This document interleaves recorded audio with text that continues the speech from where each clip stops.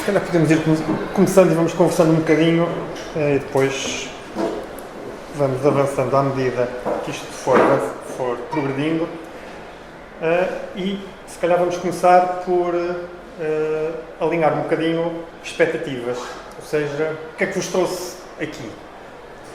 O que é que estão à espera, o que é que gostariam que fosse abordado, qual é a motivação para virem gastar aqui 1h30 na sessão? Quem quiser começar? Isto é para ser mais uma conversa, não é propriamente para ser uma palestra, portanto, isto é a primeira provocação, passar já a bola para esse lado antes de eu dizer alguma coisa. Quem quer começar? Força. Essencialmente, curiosidade. Gosto de ver o outro lado das coisas, relacionado com o hobby. Falta-me ver um bocadinho também esse lado da parte dos livros negros, como é que surgem. Não, portanto, mais por curiosidade que por necessidade. Sim. Não passou pela cabeça do jogo. Gosto do jogo. Mais. Um bocadinho mais alto, que já agora.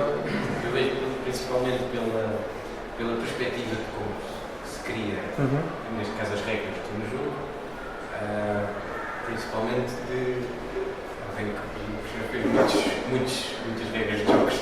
Depois falamos disso também.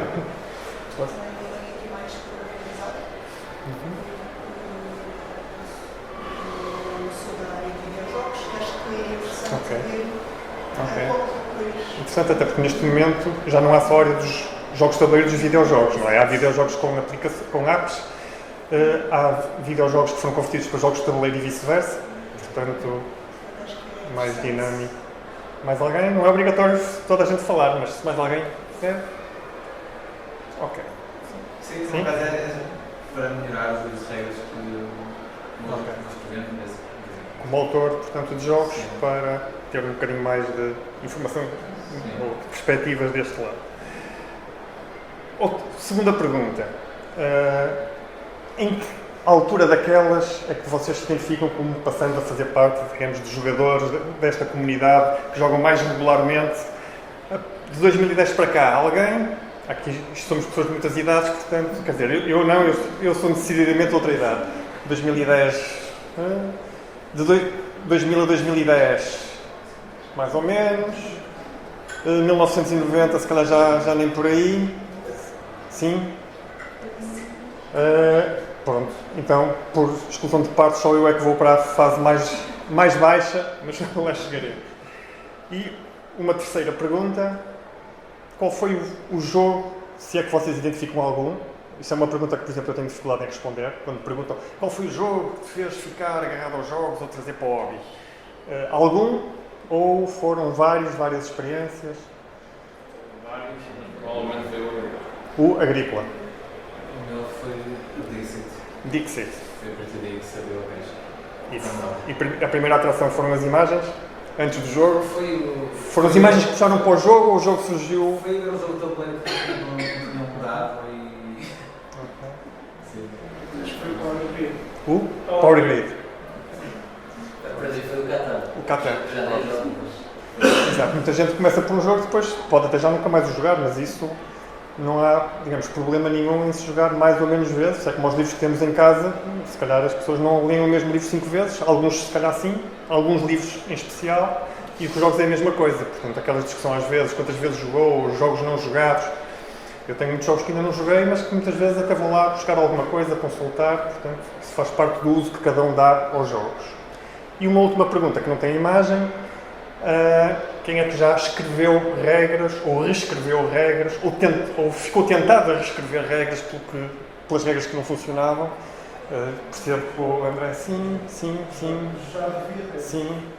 Ok, pronto. Portanto, já 50%. Ok. Eu diria que é a interpretação de regras, muitas das vezes. Sim, mas eu aqui estava a falar mesmo na parte de escrever como é que o jogo deve funcionar. Eu acho que uma das coisas que eu e alguns dos colegas fazemos muito é nós lemos as regras e depois trazemos para o grupo a nossa versão das regras. Sim. Acabam por ser os mediadores e os explicadores.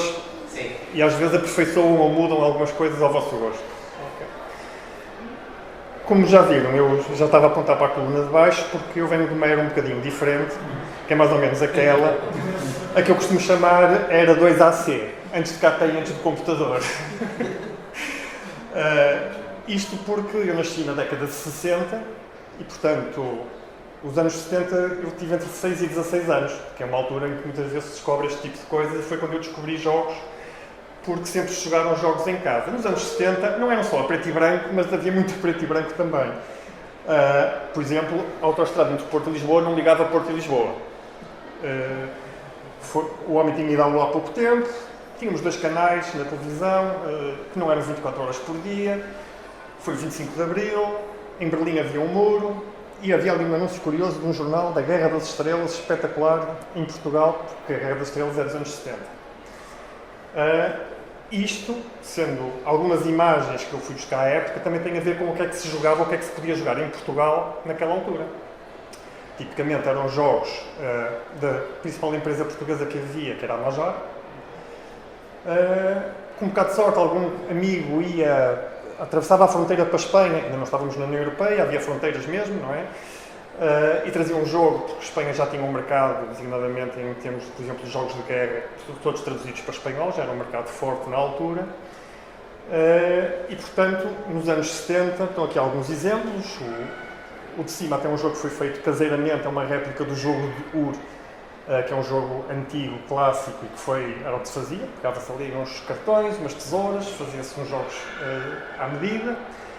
São jogos da Major, o Monopólio, a Volta ao Mundo, e havia depois também a Carto, que tinha, por exemplo, o Petróleo, que é aquele que estava ali, que já era um jogo com umas componentes um bocadinho, para a altura em que era tudo só quadradinhos de cartão cortados, a Carto já era uma coisa diferente, umas miniaturas de plástico, umas torres de prospeção, uns depósitos, portanto já era algo um bocadinho diferente. E aqui jogava-se essencialmente em casa, em família, isto depois dos jogos típicos de criança, de jogos de palavras, da batalha naval, de todo esse tipo de coisas, cartas, etc. Mais ou menos por essa altura, um pouco mais para a frente, e como estava a referir, já havia em Espanha um grande mercado, havia, por exemplo, livro-jogo, que é o exemplo de cima e também da figura de baixo do meio, e alguns wargames que algum colega que ia ao outro lado numa visita para além dos caramelos também se arranjava em alguns sítios uns jogos. E aqui, falando também dos idiomas, que vai aparecer depois mais à frente a propósito das questões das traduções, houve aqui um período em que nitidamente o espanhol era quase a língua de jogo, pelo menos para os jogos mais evoluídos, aqueles que não se encontravam cá. Eram jogos traduzidos em Espanha e que se traziam para cá. Isto provavelmente foi o que marcou o meu maior interesse pelos jogos. Quando eu digo que tenho dificuldade, por exemplo, em dizer qual é o jogo, não tenho dificuldade em dizer que esta revista, tenho aqui um exemplar, que é uma revista francesa, que se chamava G-Stratégie, começou como um suplemento da Ciência Vie e era essencialmente questões matemáticas, quebra-cabeças, mas depois foi evoluindo para jogos e, portanto, saía de 2 em 2 meses, uma revista assim grandinha, com 50 páginas, em que tinha desde os grandes clássicos, xadrez, Go, com problemas, teoria de jogos, tinha jogos para máquinas de calcular programáveis, que na altura ainda era uma coisa relativamente recente, e portanto trazia as linhas de código que se tinham que meter para depois fazer um jogo, mas também trazia as novidades que não se viam cá, por exemplo, este é um número especial sobre Dungeons and Dragons, e portanto tinham uma data de jogos que havia nos outros mercados, designadamente o inglês, o americano, o francês, com análise, etc. E, portanto, era uma revista que fazia mais do que outra coisa sonhar, com jogos que não havia em Portugal na altura, mas que já havia noutros sítios,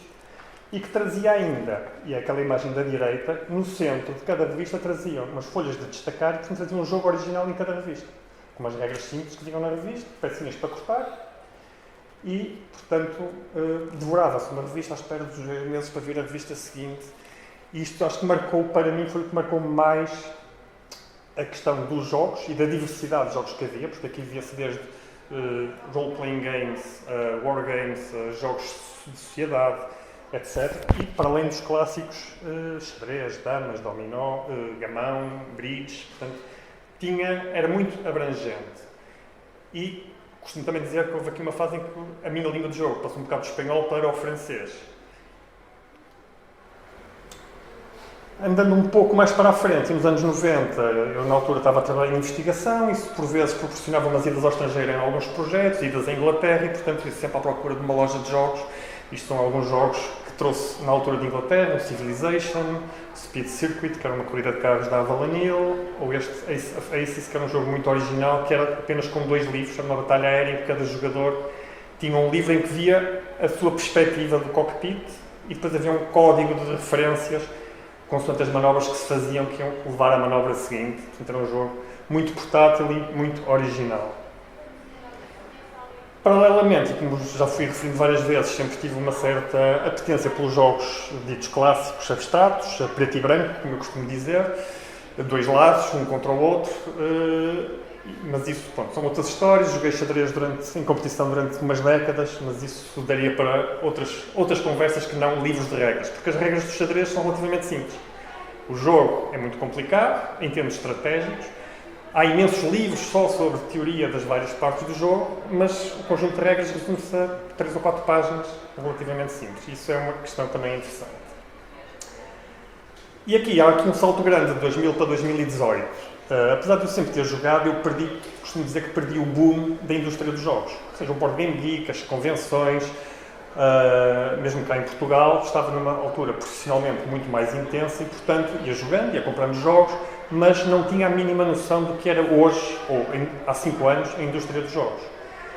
E só quando decidi fazer um blog, precisamente porque passei a ter uma atividade menos intensa em termos de cargo que ocupava antes, em termos do meu trabalho do dia-a-dia, estava à procura de um projeto para desenvolver, sempre gostei de jogos, fotografia, escrever, e decidi fazer um blog. Já tinha feito um outro blog, um blog sobre jogos, em português e em inglês, do trabalho, não é? A minha filha dizia, porque é que não fazes só em inglês? Mas a questão da acessibilidade para mim sempre foi uma questão importante, e a acessibilidade ao português, portanto, neste caso. E, para tentar divulgar um pouco o que estava a fazer, comecei a procurar nos grupos de Facebook, Twitters, Kickstarters, Instagram, e fui descobrindo a indústria que existia há 5 anos, que tinha uma dimensão que eu não imaginava, e que levou à minha primeira colaboração. Isto foi na sequência de um Kickstarter, que é um jogo de cartas de bluff, Whales Destroying the World, com umas cartas até bonitas, engraçadas, de uma empresa checa, Time Slug Studio, que, quando eu estava a ver no Kickstarter, estava em campanha, eles diziam que tinham para aí 8 línguas, o jogo em 8 línguas, mas não tinham em português. E eu decidi mandar uma mensagem, então em português, tal. Mas só podemos dar um jogo à troca, porque obviamente para eles o mercado português não era sequer imaginado na altura, mas foi a minha primeira colaboração, e as primeiras surgiram um bocado daí, ir mandando-me mensagens quando via coisas com algum potencial para haver interesse para português, muitas não respostas, muitos não, alguns sims, e a coisa começou por aí, mas ainda muito numa vertente hobby. Essa parte da tradução foi crescendo. Isto são alguns exemplos de firmas e jogos que eu traduzi para português. Uma das colaborações mais fortes que tenho neste momento é com a da Geeky Pen, que está em cima, que é uma empresa belga que só traduz jogos. Neste momento até já tem 3 pessoas a trabalhar para o português, eu fui o primeiro que entrei, e surgiu no Board Game Geek, anúncios de emprego, procuramos tradutores em várias línguas e tal. Mensagem, eles procuravam tradutores. Eu não sou tradutor de formação, tenho esta experiência de jogos, tenho estas escritas que já tinha no blog, em 2 línguas, já ajudava um bocadinho, e portanto surgiu daí, eles disseram sim senhor, e é uma das colaborações mais regulares que tenho, que também mostra que o mercado português está a crescer e há mais pedidos de traduções para Portugal. Muitos são jogos familiares, sociais, daqueles jogos que cabem em caixinhas pequenas, ou roll and write e coisas desse género, mas já há jogos como, por exemplo, o Jerusalém que a Devir lançou, ou a Cultists, portanto, já há um mercado português que vai reforçando. Com a Mascaioca também tive uma data de colaborações e pronto, com outras empresas, a Ravensburger, por exemplo, agora também é uma já das colaborações regulares que eu tenho com a Ravensburger para Portugal. E as coisas umas foram levando às outras, ou seja, passei de fazer só traduções a fazer também edição e aqui em inglês. O que é isto? É pegar um livro de regras que está feito já em inglês, mas que ainda não está polido o suficiente. Às vezes, porque é, por exemplo, feito a partir de uma outra língua, por exemplo, o alemão, em muitos dos casos, por pessoas que não dominam o suficiente ou as 2 línguas, ou até o próprio jargão dos jogos às vezes. E, portanto, isto surgiu já por outros contactos. No caso da Queen Games, foi o Paul Grogan que me pôs em contacto com a Queen Games. E aquele que aparece ali a seguir, que é da Gold Mountain Games, é uma empresa que faz universos compatíveis com Dungeons and Dragons, e foi mais uma vez um anúncio daqueles a que respondi para fazer edição, não sendo sequer, portanto, nativo da língua, mas essas oportunidades existem e estão aí. E para não alongar muito, mas uma outra vertente, algo que fiz, e curiosamente é um jogo que vai entrar agora em Kickstarter para a semana, e que o João Vitória entrevistou esta semana no programa dele, no Twitch, que ele emite, que foi o que eu lhe chamei de escrita narrativa e que basicamente foi escrever a história por trás do jogo.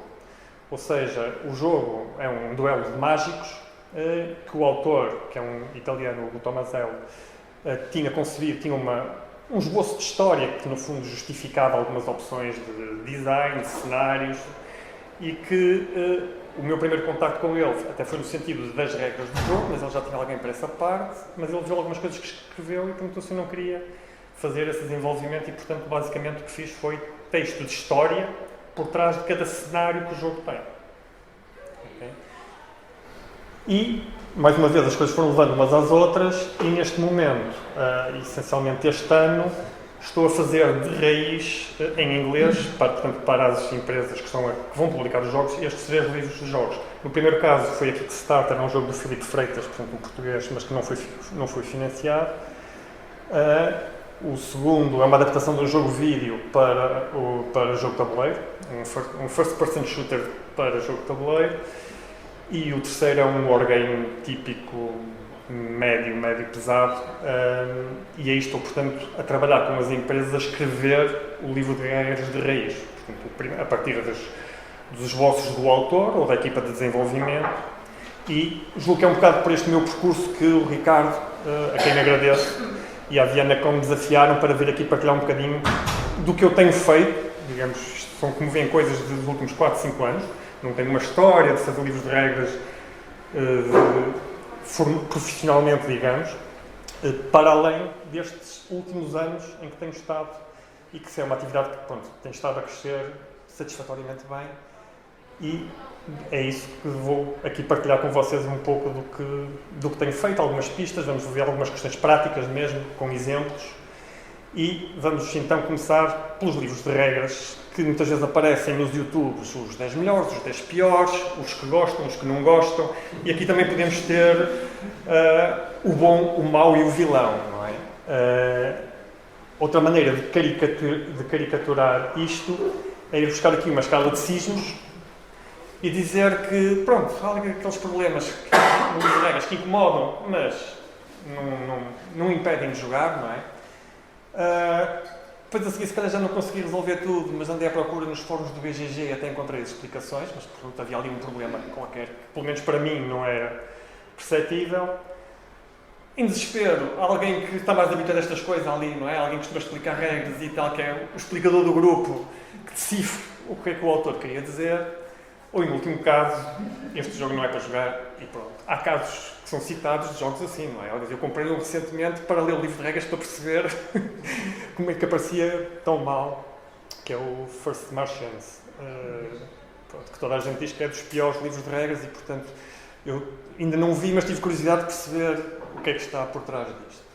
E o que eu ia agora sugerir, então, isto aqui são coisas abstratas que... E virando-se para o lado ou para trás, como quiserem, falassem um bocadinho de que problemas é que costumam encontrar nos livros de regras. Podem ser só incomodativos ou podem ser mesmo fundamentais, mas coisas que da vossa experiência são comuns, frequentes, que já vos aconteceu, e depois partilhamos um bocadinho entre todos. Mas, portanto, sugeria conversassem agora entre vocês um bocadinho sobre a vossa experiência com livros de regras, especialmente com aqueles que não funcionam. Mas podem primeiro, entre vocês um bocadinho, para também a conversa não ser só ping-pong daqui para aí. Ora, vamos então continuar. Então, agora, algumas disso que falaram entre vocês. O Miquel já está ali. Não vais falar das regras do Monopólio? Não. Estávamos a falar aqui de um caso que eu acho que é relevante, que é não há muito esta noção, que é tu teres o livro de regras para aprenderes o jogo e o livro de regras para consultares quando tu já sabes o jogo. E há alguns jogos que fazem isto bem. Olha, tens o exemplo, estávamos aqui a falar, o exemplo do Root, há aqui um jogo que não é bem assim Sim. e que tem outros problemas por não ser bem assim. O Root tem um walkthrough, não é? É exatamente, tens uma opção para aprender com imagens gráficas. Por e tal. exemplo, o Star Wars Outer Rim tem Learn to Play, mas no próprio Learn to Play diz, depois, durante o jogo, não é, vão vendo as regras em pormenor nas Rules of Play. Portanto, tem um pouco essa abordagem, mas não totalmente. É bom quando depois não sabes onde é que estão as coisas. Mas, por exemplo, se o livro para consultar durante o processo de jogo tiver, por exemplo, uma boa indexação e consigas pesquisar as coisas rapidamente, no caso do Root tem isso. Rapidamente. Sim, daqueles índices de palavras mesmo no mástico. Imagina uma fração, é que funciona naquele caso, pronto, vais lá e está feito. Okay. Eu diria isto, e outra coisa que já me aconteceu, e se calhar já aconteceu a vocês, às vezes até perguntar ao autor o que é que aquilo quer dizer. Eu lembro-me num caso do Eminent Domain, em que era uma carta que o texto da carta era impossível perceber que o objetivo era aquele. E teve que ser em formas do BGG e falar diretamente para o autor. As cartas, e é interessante falar nisso, as cartas têm um problema adicional muitas vezes que é o espaço. Não só para a escrita original, como muitas vezes nas traduções, então para línguas como o português, que são um bocadinho mais palavrosas do que o inglês, que condensam. E portanto, aí entre os ícones e as palavras e tal, a coisa tem que ser muito bem jogada, ou então tem que ter uma referência para as cartas em que se pode explicar melhor o que cada carta faz, que é possível quando o jogo não tem 200 cartas, não é? Portanto, mais questões que os livros. Estamos a referir dois problemas. Pessoalmente incomoda-me muito quando tenho que.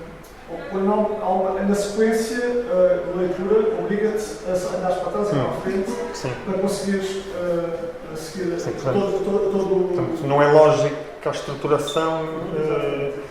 Esta informação do fim das regras. Isso é um problema comum. Mas estávamos a falar também da questão, e aí estava a referir isso, queria referir um bom exemplo de como isso é feito, quando temos um jogo muito temático, em termos de tema, mas depois a própria explicação do jogo é de tal maneira cheia com a parte do tema que se perde ali um bocado a ligação da parte das instruções. Eu aí acho que há uma editora que faz isso, trabalha isso muito bem, que é a Genius Games, que tem os livros de regras e depois tem um livro à parte com The Science Behind the Game. Por exemplo, eles trabalham na área científica e acho que é um bom exemplo. Há os movimentos, os rodapé, os margens, etc. Mas é uma das formas de não misturar e ser mais fácil de identificar as duas componentes separadamente. A parte temática nas regras, mas depois ter essa informação. A compreensão das regras não trabalha necessariamente para a emoção, por isso se calhar ser um exemplo que é um livro de regras por implementação, ou um replay, ou um temático.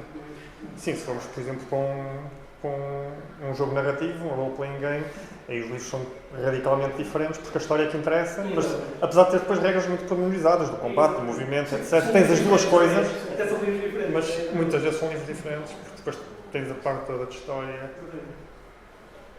Da nossa parte, é mais aquela questão de quando te tratam por você em vez do tu. Ok, também. Sinto muito mais facilidade em perceber. Sim, a segunda pessoa dirá. Do que estar a ler com você. Bom, isto aqui diz que vai reiniciar o computador, que é sempre bom. Às vezes acabas por ter uma sequência de texto em que o jogador és tu, mas depois para argumentar dentro do jogador já é o oponente.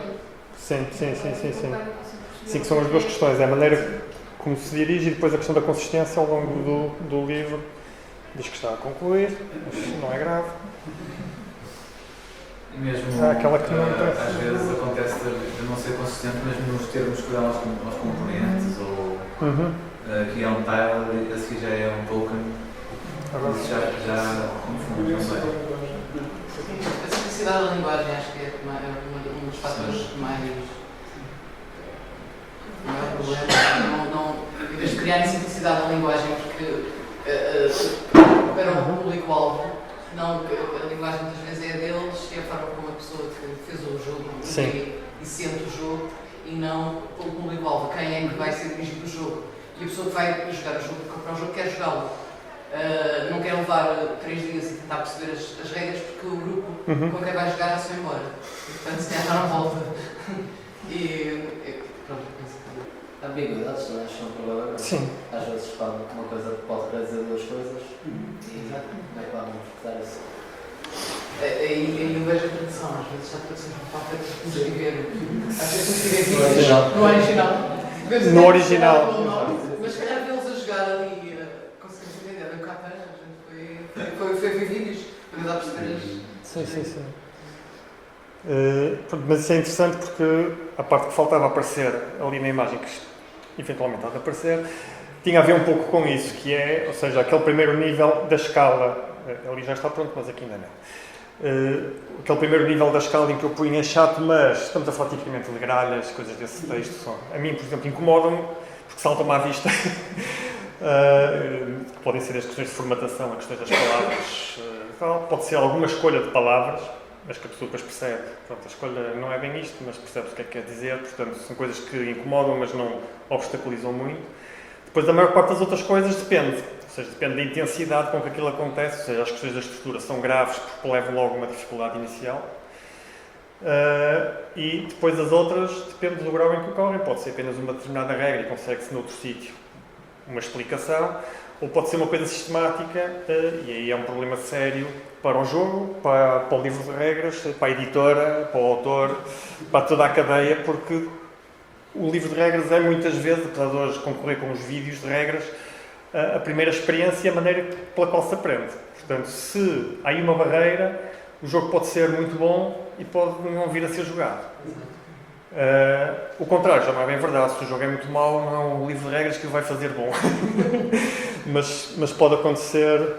Fazer aqui uma coisa mais uma exclusão, que é quando, antes de explicar, por exemplo, aquela estrutura tradicional, que é componentes, setup, ronda, começa-se a explicar o que é que as cartas, ou seja, explicar a estrutura das cartas ou alguns detalhes já de jogo que quando não tive ainda contacto com o que é que cada carta é, por exemplo. Sim, ainda, por exemplo, recentemente comentei, que é uma coisa que costumo fazer com alguma regularidade, quando às vezes autores põem no Facebook os livros para as pessoas comentarem, verem jogos, principalmente primeiros autores, jogos próprios, e era um caso um bocado desses, que era, o jogo até parecia interessante, mas a maneira como estava em termos de regras, tu tinha que levar uma volta radical.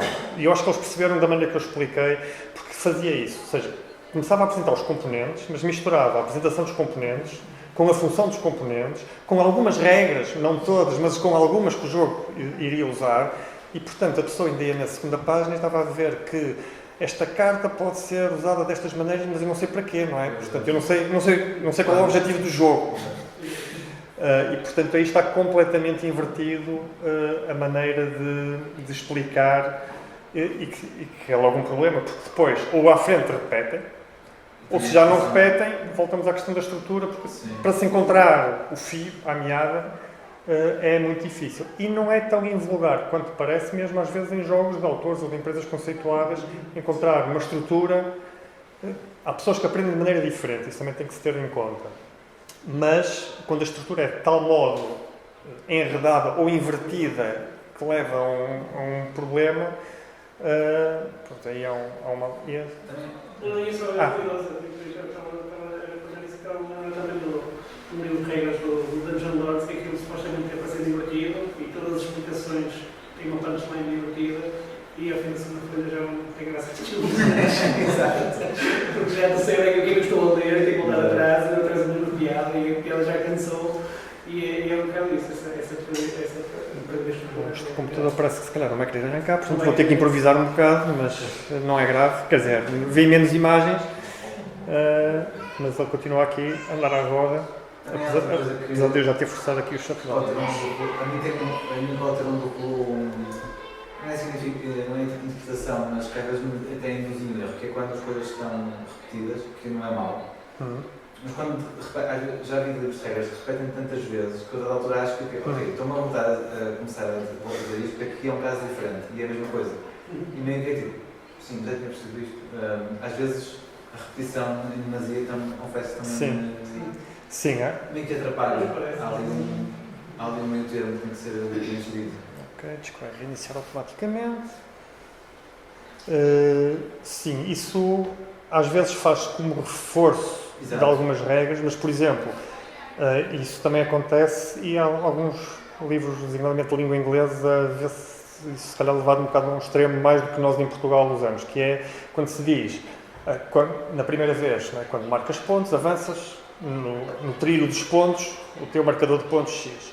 Não dizes sempre que ganhas pontos, não vais dizer ganha pontos e avança ao marcador, mas há quem faça, não é? O que torna o livro mais pesado de leitura, porque a pessoa dá vontade de dizer, pronto, já sei.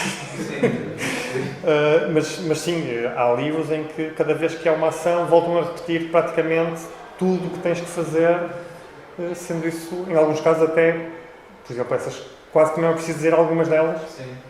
porque a pessoa que está habituada ou que já jogou um jogo sabe que ao marcar pontos, e se é um trilho de pontos, vai avançar ali os pontos, não é? A não ser que se diga que são só pontos de final do jogo.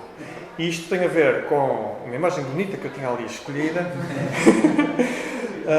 que era uma recriação de aquelas recriações que há históricas de carregar pela boca um canhão antigo, que tem muito a ver com isso. Ou seja, é dar demasiada informação antes do tempo e sem contexto. No fundo, é isso. Todas essas questões têm a ver com isso. A pessoa ainda não tem a estrutura do jogo ou das jogadas para fazer uso daquela informação. E, portanto, está-se a levar um excesso de informação. Isso, muitas vezes, é fácil de ver. Abre-se um livro de regras e vê-se estrutura do turno, página 25. Há um problema logo. Ou seja, não pode, a estrutura do turno não pode, a não ser que o livro tivesse muita história para contar, mas aí, se calhar, aparecia no fim, a estrutura do turno não pode aparecer na página 25. Há casos em que é difícil resolver alguns desses equilíbrios quando, por exemplo, há muitos conceitos que podem não ser fáceis de ir introduzindo ao longo das regras porque têm a ver com o jogo todo e não com determinadas fases da jogada ou do turno da pessoa.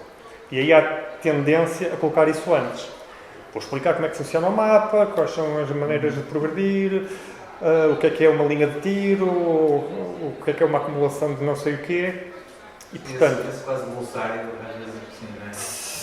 Mas às vezes é mais do que glossário, porque às vezes tens exemplos quando há questões que são mais complicadas de explicar em palavras, não é? Muitas vezes os exemplos gráficos, a dizer este faz isto e não pode vir para aqui porque é mais simples. Pois acho que me escassem isto. A reparar erros do disco parece uma coisa complicada que poderá demorar mais de uma hora a concluir. Mais complicada ainda, pelo menos a previsão do computador. Acho que não é paz à sua alma, mas parece que está a enquadrar-se naqueles casos catastróficos da escala de Mercalli. Mas vamos continuar com o resto, com menos auxiliares visuais, o que prejudica um bocadinho a coisa, mas não é por aí. Tudo bem. Eu tenho uma pena, telemóvel, mas eu tenho... A pena não está na... Miguel, se quiser, se tem um bocado de cultura. Tens? Pronto. Mas o problema é do... Não, o problema é computador. Pronto. Esquece. Eu vou só ali perguntar se tem aqui algum aqui na coisa. Se tiverem... Obrigado. Se tiverem, facilita, porque a parte visual, como nos livros de regras, ajuda. Se não houver paciência, fazemos a coisa de outra maneira. Eu acho que lembro da sequência que queria dar à história.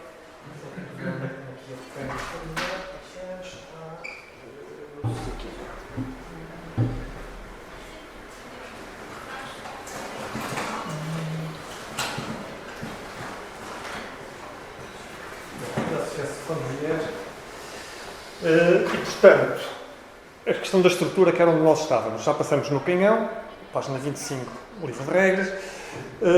Vamos ao que é uma estrutura típica de um livro de regras. As estruturas podem variar. Porquê? Como falamos há pouco, os livros de regras podem ser não é? Está aqui um Castles of Burgundy, que muita gente conhece de certeza. Em alguns casos, como já foi referido, temos mais do que um. E aí é muito importante que logo, em cada livro, diga claramente qual é a função de cada um dos livros, e de modo a que a pessoa perceba se vai ter que andar com dois livros em simultâneo, se vê um primeiro e outro depois. Portanto, aí há esse aspecto, assim como, por exemplo, jogos que têm cenários, etc. Isso pode ver muitas vezes em livros ou em folhas, portanto, há outros auxiliares materiais que podem ser usados, ou pode ser uma coisa tão simples como isto, não é? Isto é do Tranquility. E porquê? Porque isto é para caber numa caixinha assim, e isso também pode condicionar algumas das opções que se fazem para o livro de regras. Portanto, nós, quando estamos a falar nisto, estamos muitas vezes a pensar em Eurogames normais, clássicos, como o Castles of Burgundy, mas temos uma grande variedade de jogos que podem exigir uma abordagem diferente, para além das questões que têm a ver com a própria produção e os custos de produção. E, portanto, há editoras que vão dizer é X e é X páginas.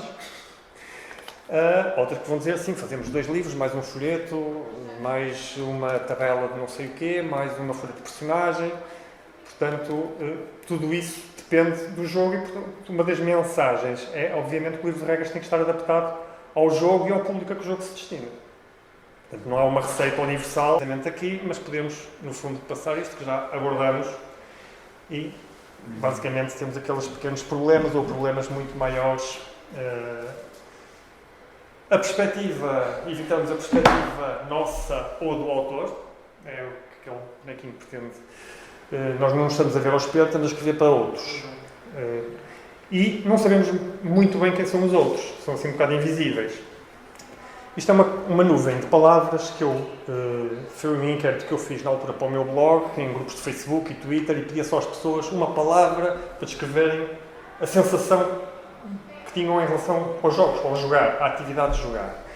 E, claro, quanto maior, mais escolhida foi a palavra, e como veem, portanto, há muitas opções que têm a ver com a ligação entre pessoas, descoberta, excitação, a competição também muito focada, e por isso eu há pouco estava a falar disso. E daí que quando se está a falar depois também em alguns jogos que até são usados para torneios, às vezes até há regras ainda mais específicas para limar algumas arestas ou permitir a coisa mais competitiva em termos de torneios. E, portanto, o público, tipicamente, a não ser que se jogos muito de nicho, é muito diverso por aquelas razões todas. O que torna, portanto, que o trabalho do livro de regras, que é o primeiro contacto com o jogo, tenha que ser especialmente cuidado, como já falamos, para não, no fundo, levar a que um bom jogo não chegue à mesa ou não seja jogado frequentemente, porque há as pessoas que já jogaram muitos jogos e resolvem qualquer dúvida ou percebem o que é que estaria na mente do autor, na mente do legislador, mas há pessoas que estão a jogar um jogo desse género pela primeira vez, estão a descobrir, e a parte da descoberta é referido, não é? É uma das partes que dá satisfação às pessoas, estar a descobrir uma coisa por elas, em conjunto com outros, num grupo, e podem encontrar ali umas barreiras que só os fazem tropeçar e tropeçar e tropeçar. O papel do escritor do livro de regras, e, portanto, aqui o que estou a falar é da perspectiva de quem redige as regras e não de quem criou as regras do jogo, não é? Quem criou as regras do jogo é o autor, ou a equipa de desenvolvimento, muitas vezes, que não é só o autor, às vezes há uma equipa maior que trabalha no apuramento, nos equilíbrios, etc. Portanto, há ali uma equipa toda de algo que vai chegar aos jogadores. E pode começar com uma coisa tão simples como, agora não é à mão, mas é uma folha de Word em que o autor tem as suas regras escritas, muitas vezes com muito mais informação do que será preciso para o livro de regras, que é útil para quem está a fazer as regras, mas muitas vezes são as próprias escolhas que ele foi fazendo, porque é que existe esta regra, qual é o sentido, porque é que há aquela interação. Isso depois, para as regras em si, não interessa, vai interessar para quem depois quer pensar na estratégia do jogo, que vai chegar lá por ele. Mas, portanto, há muitas vezes muito mais informação em alguns documentos de trabalho do que aquela que é usada para criar o livro de regras. E, no fundo, há aqui alguém que faz um bocado esta ponte, pode estar ou não na editora, portanto, pode ser alguém freelancer, como eu estou a fazer neste momento, podem ser pessoas que já fazem parte da equipa de desenvolvimento e estão mais perto.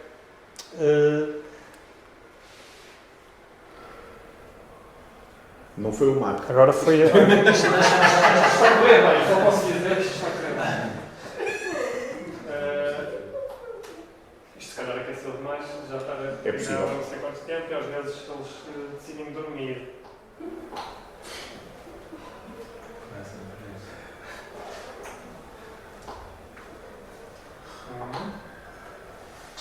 Mas foi aquecimento mesmo. Não, vamos continuar no improviso. Isto é um... Já está. Vai ser preciso escolher outra vez a fonte. Isto é um teste.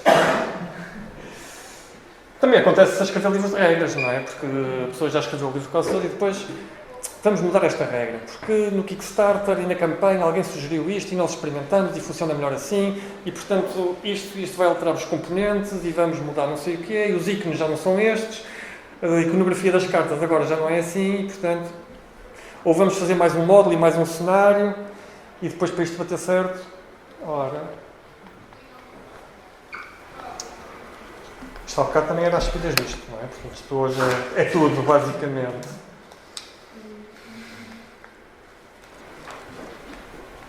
Porque aquilo aparentemente não tem sítios manuais para fazer isto, porque é uma coisa também inteligente. Pois. Há bocado, o Ricardo disse que estas pilhas tinham sido postas, que ele tinha verificado isto e tudo. Mas... já passou? Ok. Tá, pronto. Nova tentativa. Isto vai atrasar um bocadinho.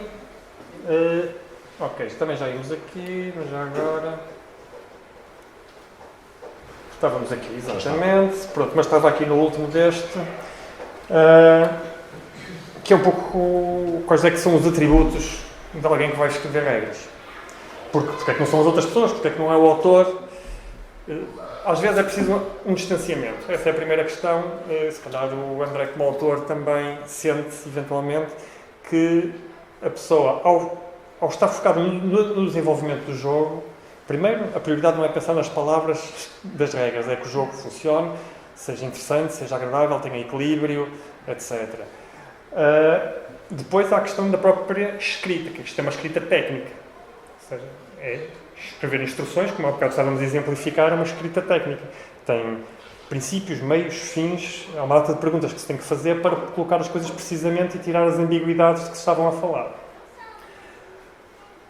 Há ainda a questão do domínio da língua, a pessoa pode ser nativa ou não da língua, tipicamente depois as localizações e as traduções são feitas já por outras pessoas, levanta outros problemas, mas isso no fim passaremos só por aí brevemente.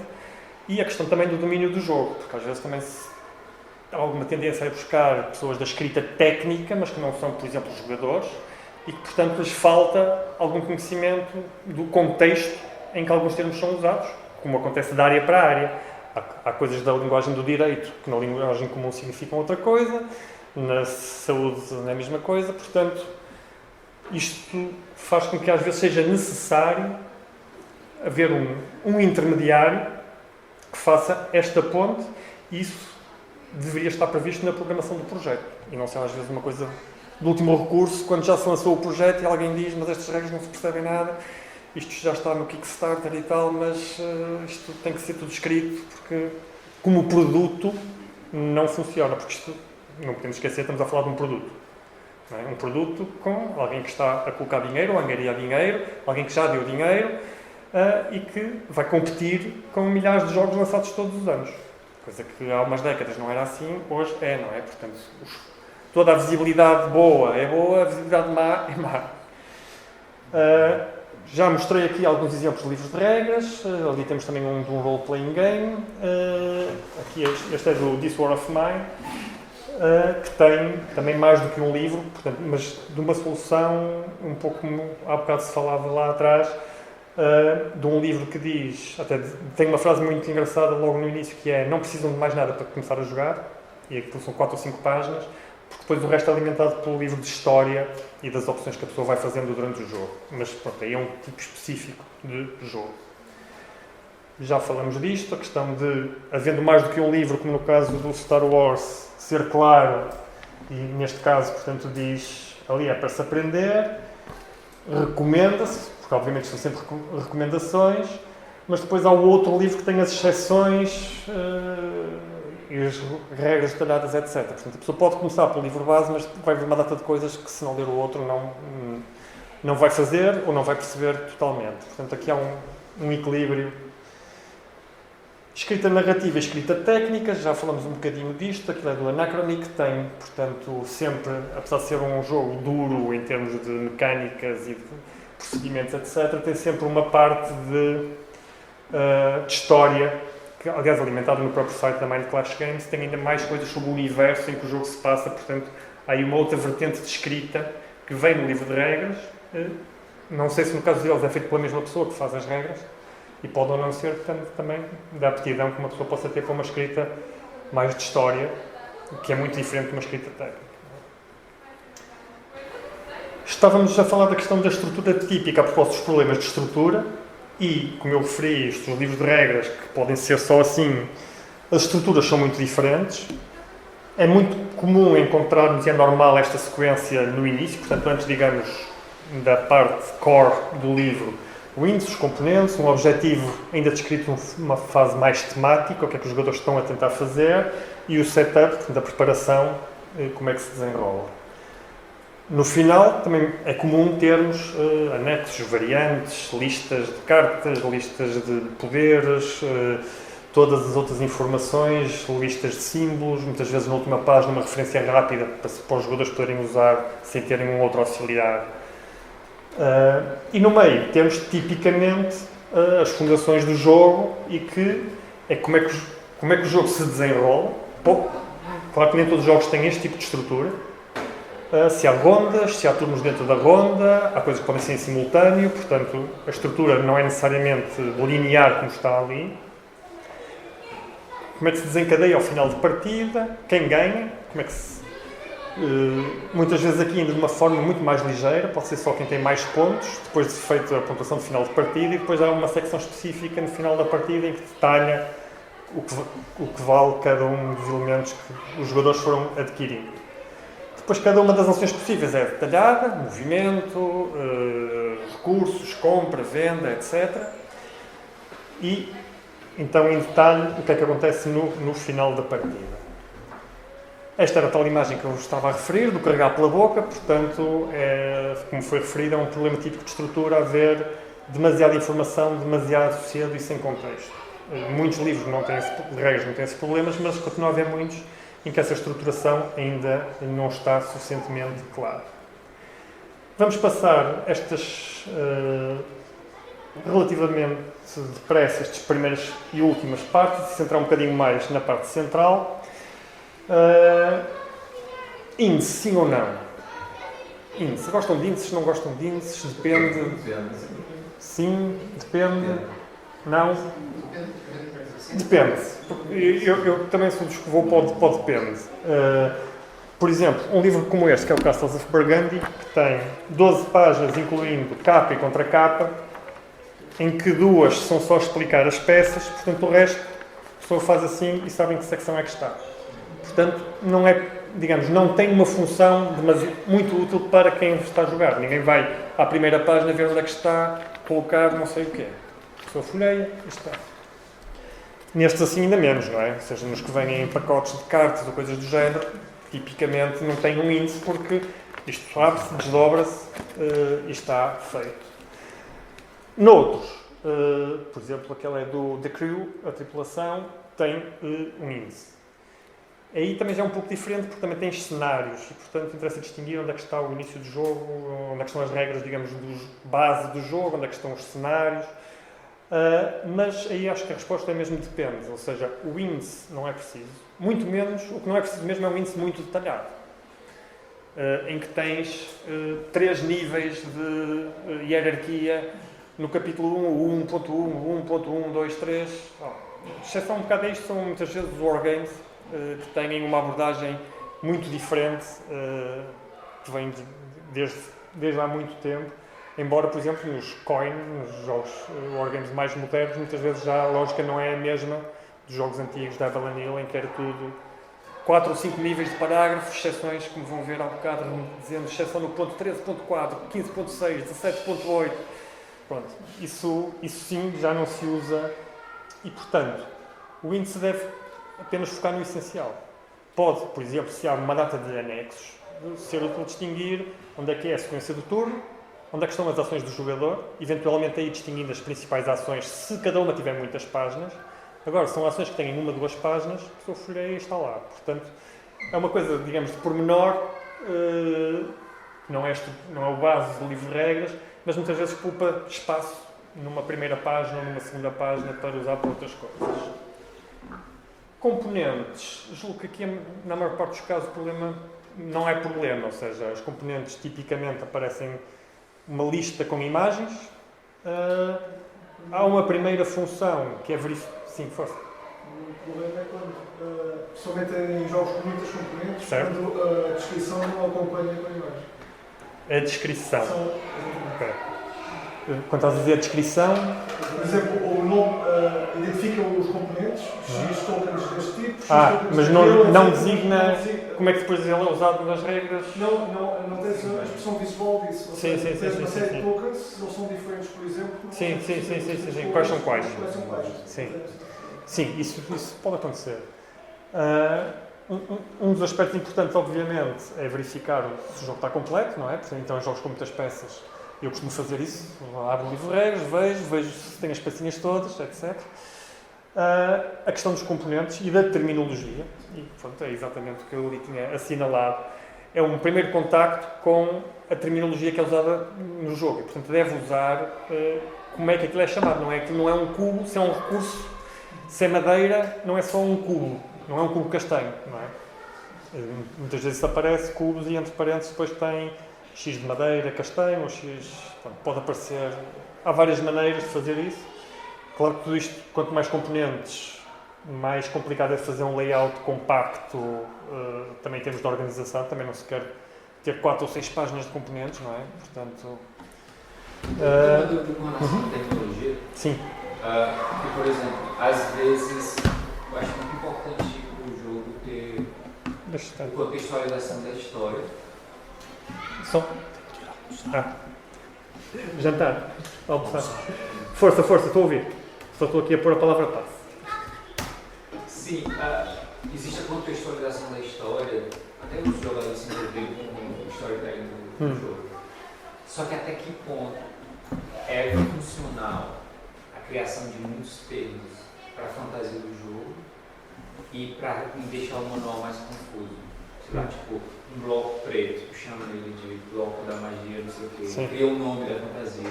Um dado sai criando muitos nomes, até que ponto isso é interessante no jogo?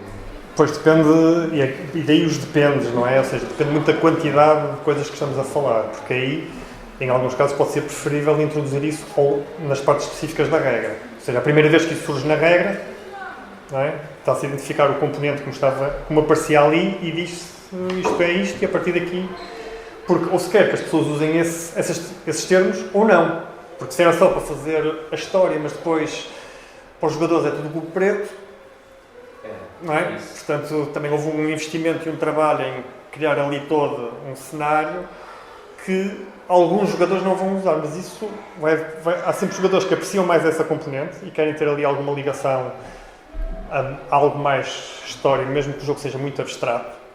E há os jogadores que aquilo é uma folha de cálculo para ganhar pontos, portanto, há os dois extremos. E nós não estamos a lançar isto para o mercado. Não é? E também, muitas vezes, permite-se ter-se uma primeira noção do que é que são componentes comuns e o que é que são os componentes do jogador, tipicamente são da cor do jogador, e, portanto, permite, ainda antes de se entrar, as pessoas, ao verem os componentes, já terem ali uma noção de em que é que cada um vai mexer à partida. Há aqui uma mudança logística, esperando que isto resista. Não sei. Está.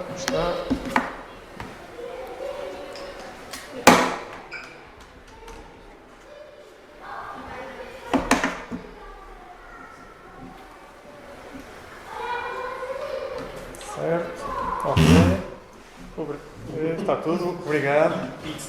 Exato, isto é um bocado. Não, é quase 2 segundos, mas ainda não estamos lá. Portanto, isto já fizemos, exato. Continuando naquela estrutura que eu tinha mostrado, o objetivo temático. Isto é de um jogo inglês que se chama Counter Attack, é um jogo de futebol, feito por fãs de futebol para fãs de futebol. Portanto, o jogo tem regras, mas tem um objetivo temático até muito específico, porque pretende recriar, pretende ser uma simulação. E isto está um bocadinho desfocado, mas acho que se consegue perceber. E, portanto, há um primeiro texto narrativo em cima. Welcome to the biggest game of the season. Tem aqui o papel do jogador. You are the football manager. Portanto, a pessoa sabe que vai ser um treinador. E depois tem o objetivo, e num jogo destes é simples, o objetivo é marcar mais gols que o adversário, mas portanto temos aqui, em poucas linhas, uma estrutura de objetivo temático. Aqui não se está a entrar em muitos pormenores, como é que se marcam os golos, mas temos, portanto, os elementos essenciais para um objetivo temático, que muitas vezes são 2 parágrafos, antes de se entrar nas regras propriamente ditas. Miguel, estás a gravar? É de Miguel. Está para a parede. Pronto. Ou gravou o áudio, mas não o vídeo destes desastres todos. Não, eu não vi isso nada agora. Ele estava aqui normal e de repente deu um giro, o braço mudou. Okay. Setup, preparação do jogo, que é normalmente o que vem a seguir num Eurogame com algo deste género. Uma imagem central ou não, e depois pode haver apresentação de coisas numeradas, com setas, com cores. Há muitas maneiras diferentes de apresentar. A tal questão que já referimos da disposição na mesa, em que, neste caso, por exemplo, as peças do mercado, obviamente, têm aquela ordem. Noutros casos, onde é que vamos colocar os elementos? Depende um bocado de onde é que os jogadores quiserem colocar. Número de jogadores, porque em muitos jogos não é a mesma coisa ter 2, 3, 4 ou 5 jogadores, em termos de preparação. E, portanto, tem que haver uma maneira simples.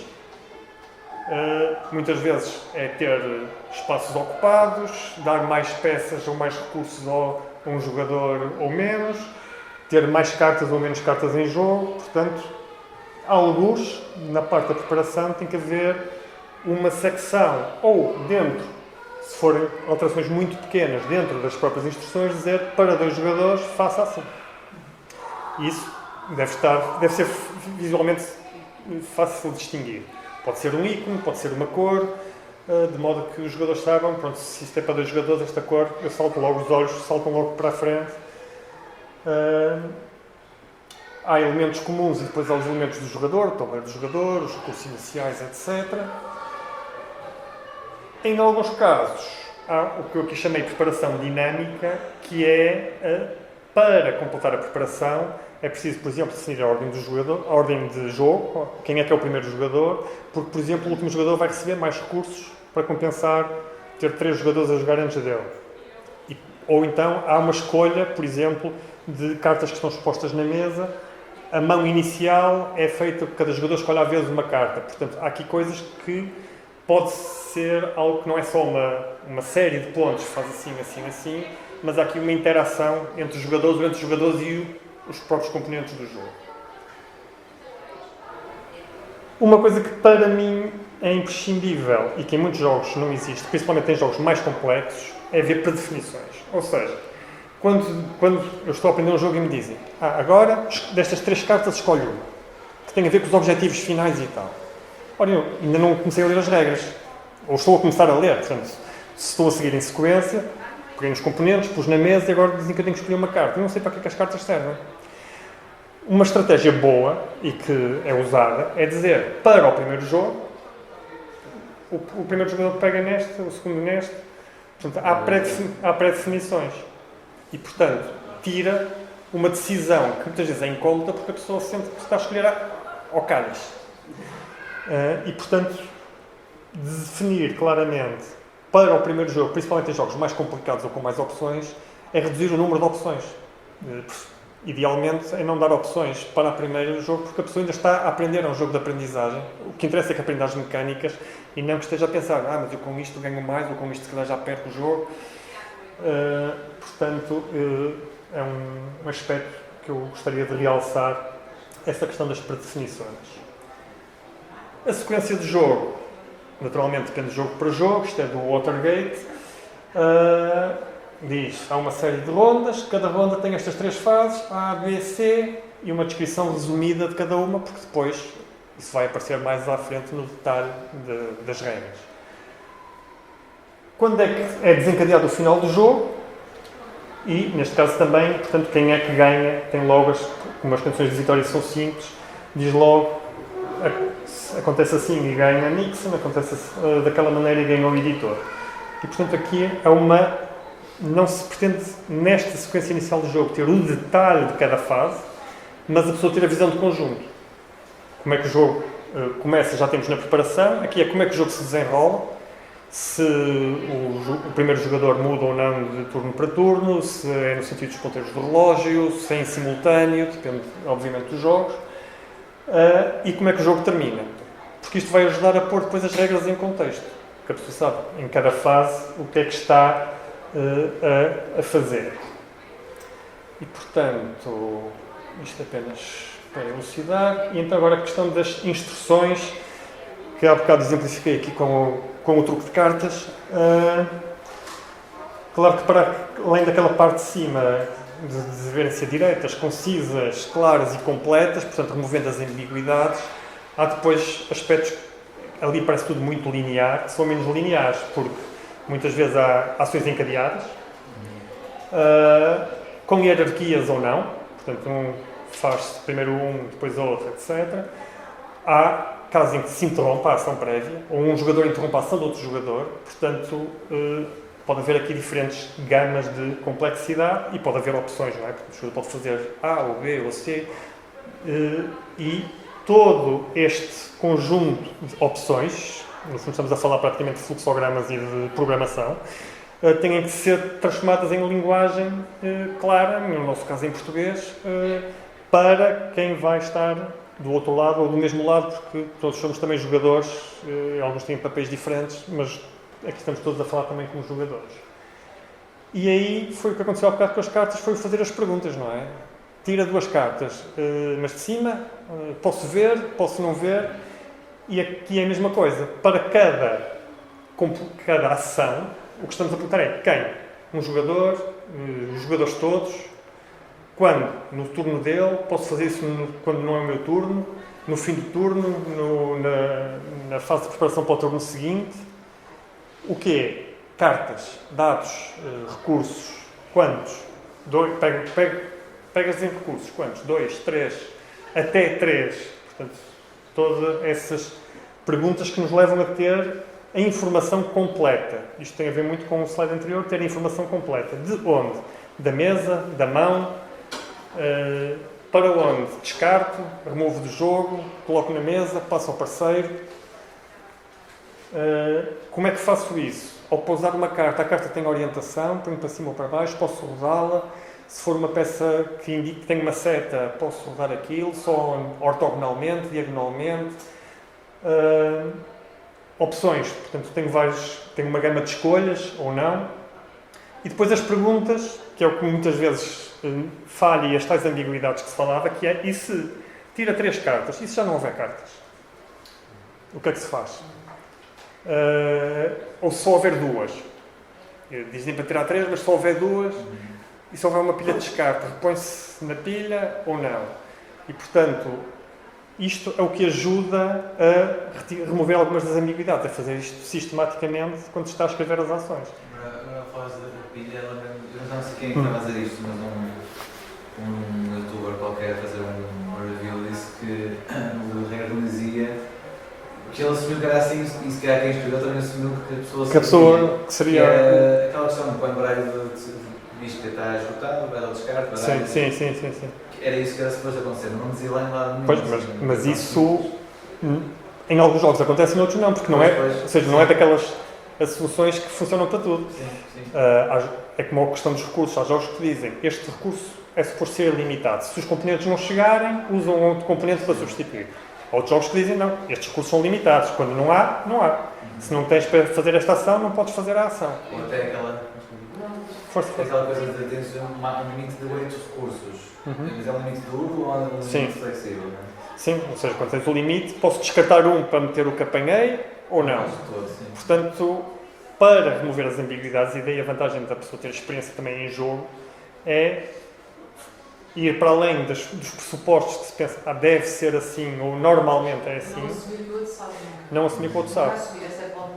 Sim. E em muitos casos isso acontece, ou seja, a pessoa que está a escrever o livro de regras vai perguntar ao autor do livro de regras, mas nisto é para fazer assim ou assado?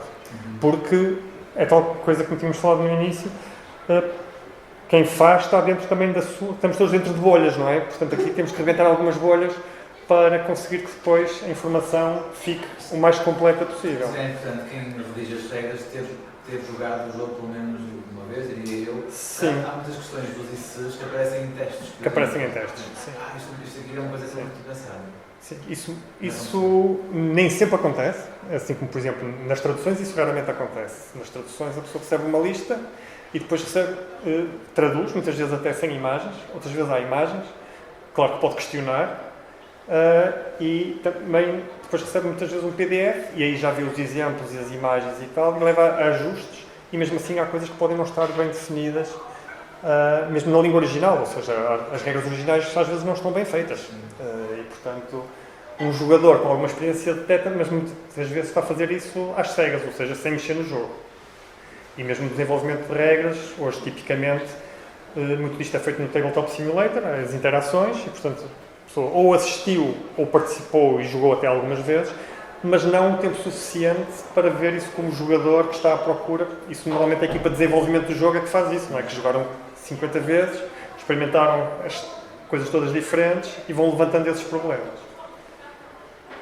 Aqui temos um exemplo em que usei ali os símbolos que tinha a ver com estes símbolos que estão aqui, basicamente. A primeira parte é quem e quando, tu, após. Depois tínhamos a questão de escolher cartas, adicionar, portanto, escolher cartas de onde? Do expositor, para onde? Para a mão. Os tais se estiver vazio, por exemplo aqui, isto é tudo hipotético, assim como as cartas não têm nada a ver com o que está ali, mas é apenas para ilustrar. A questão, por exemplo, aqui de haver um limite de mão, portanto, se tens a mais, vais descartar e vais colocá-las aonde? Na pilha de descarte. Há jogos em que se removem componentes do jogo, portanto, há diferentes. E depois, por exemplo, coloca a carta na mesa, para a frente, com a face para cima, e depois, se houvesse efeitos dependentes da direção da carta, opções, podias rodar a carta. Isto é um exemplo, por exemplo, no movimento, e se calhar vamos acelerando isto um bocadinho, porque as peripécias foram o que foram. Aqui era para vos pôr mais a discutir o que é que aqui considerávamos. Podemos fazer isto de um modo mais rápido também. Que perguntas é que aqui, por exemplo, o vermelho avança 4 pontos no dado, sendo que os pontos são as bolinhas? Não, aqui tu queres dizer as regras, ou seja, tu podes ir à escolha, por onde queres, mas tens meios de transporte diferentes. O vermelho é um meio de transporte, o verde é outro meio de transporte, o branco é outro, que é por barco, portanto também há meios por barco. Algumas perguntas, se quisessem ter que traduzir isto em regras. Posso usar qualquer linha, qualquer circuito ou só a minha coisa? Pronto, essa é logo uma pergunta que é, podemos durante a mesma jogada, neste caso, mudar de meio de transporte ou não? Ou temos que parar para mudar para a jogada seguinte, etc. Posso passar por cima do outro jogador? Exato, essa é uma pergunta típica que tem que ser feita, pode-se passar por cima e pode-se parar, pode-se terminar lá. E podemos ter outras, por exemplo, quanto é que custa cada movimento daqueles, até pode ser diferente consoante o meio de transporte. Temos que usar os pontos todos ou podemos gastar menos. Podemos acumular para outra jogada, tipicamente nestes jogos de movimento não. Usar meios do meio, passar por peões, número máximo de peões por espaço. Portanto, no fundo, no primeiro exemplo estávamos a falar de cartas, aqui estamos a falar de movimento. Se for compras é a mesma coisa, troca de recursos, uso de espaços no tabuleiro, é a mesma coisa, quantas podem estar nesse espaço. Portanto, é fazer sempre aquelas perguntas todas, sistematicamente. Claro que muitas vezes fazemos isso mentalmente, ou seja, não temos que criar uma folha de cálculo com as perguntas e com todas as ações e ir preenchendo, mas, principalmente os IC, como foi referido, é o importante, que são aquelas situações, quando estamos a aprender as regras, muitas vezes nos escapam, não é? No início há cartas e recursos e há tudo para todos os jogadores, e, portanto, só quando faltam é que pensamos, então, e agora? O que é que se faz? E isto também são um pouco de exemplos, ou seja, temos aqui cartas que são interrupções de ações de outro jogador, e, portanto, complica a escrita e a maneira como se explica, porque durante a tua ação outro jogador pode jogar aquilo para interromper, e depois tem que se dizer como é que se retorna ou não ao turno inicial, etc. Aqui, no caso isto é do Solitaire da Concórdia, ao escolher, estás a considerar uma escolha do teu parceiro, portanto, escolhes uma das figuras de cima e o teu parceiro vai jogar com a outra, portanto, não estás ainda a interagir com o turno do outro, mas no seu turno, Portanto, quando estás a escrever no teu turno, tu podes já estar condicionado pela opção do teu parceiro. Trocas de recursos, no caso do above and below, em que tens cartas que te mandam para parágrafos de um livro, onde depois tens opções, etc. Ou ocupação de espaços, tipicamente nos jogos de colocação de trabalhadores e afins. O que é que foi esse A? Os I e os Aqui até nem ia isso, mas, por exemplo, mesmo no inglês, mesmo para os nativos ingleses, o on, o in, o what, o want, o int, etc., não é fácil. Aqui estava a falar como exemplo, mas há mais casos, podes fazer isto. Ok.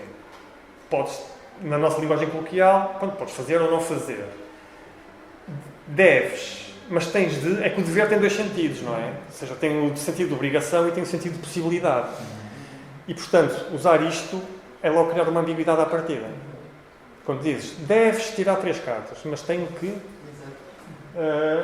quando dizes tens mesmo, aí não há dúvida. E aqui estão os exemplos, não é? Podes apanhar uma peça. Deves apanhar uma peça. Apanha uma peça. É o uso da segunda pessoa, neste caso de imperativo, não é? Como estavas a falar há bocado, que é, não estás a dizer, o jogador apanha uma peça. Apanha uma peça. E tu sabes que estás a ser interpelado para fazer aquela ação. Portanto, isto era só questão do deves, não é? Pode ser estar obrigado. O semelhante ao must e ao can, ou ao may. Pronto, é o can e o may mais... Sim, o must é o tens. O can e o may, mesmo para os ingleses, eles têm interpretações diferentes. E, portanto, tipicamente evitas usar o may, torna a coisa mais imprecisa. Porque o may parece opcional, é uma possibilidade. O can quer dizer que tu és capaz de, não é? Porque há coisas em que you can't, não é? Se estás a 3 espaços de distância, you can't. Se estás a uma, podes porque tu está adjacente. O must diz-te o que tens que fazer e é seguir uma ação concreta em que tu dizes e o must tal. E também aqueles casos que é if you can, you must. Sim. Sim.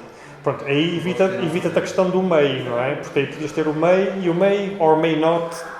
Portanto, pronto, aqui é aqui que gera-se muitas vezes ambiguidades. Às vezes em pequenas coisas como estas, em que se usa... E depois, em todas as instruções, principalmente em jogos com alguma complexidade, exemplos. Porque o exemplo não deve ser apenas uma reprodução, depois no texto do exemplo, do que está na regra. Deve explicar um pouco mais e, designadamente, opções mais complexas. Que estão na regra, mas que tu ali visualizas. Mas também já usei com situações em que o exemplo acrescenta regras. Que não estava... Pronto. E isso não, num livro bem feito, isso não deveria acontecer, não é? Porque uma coisa é as regras. Nós estamos a dar um exemplo das regras, não estamos a incluir no exemplo novas regras. Aqui, apesar da maneira como o texto está, seja pouco agradável em termos de leitura, e portanto estamos a jogar, isto é o concórdia solitária, isto é o autómato, o contrário, que tem que escolher numa daquelas 5 opções de onde vai agir. E, portanto, nas regras explica-te porque é que algumas são possíveis e porque é que outras não são, no exemplo.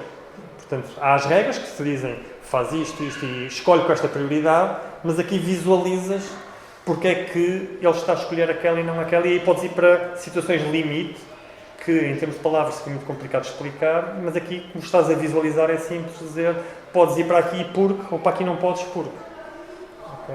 Uma coisa que Força, não, o objetivo é esse, não é interromper.